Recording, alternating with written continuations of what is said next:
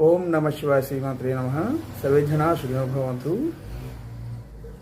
ఆర్థిక సమస్యలు ఎక్కువ ఉన్నా లేదా శత్రుబాధలు ఎక్కువ ఉన్నా మీరు శనివారం రోజున ఒక పని చేయండి.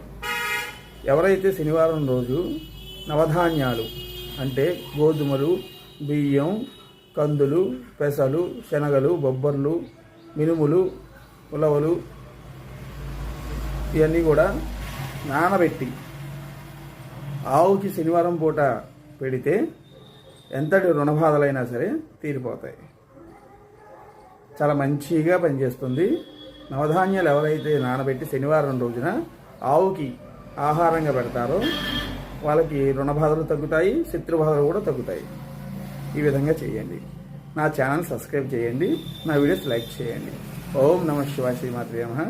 సర్వే జనా సుఖినో భవంతు. ఓం శాంతి శాంతి శాంతి.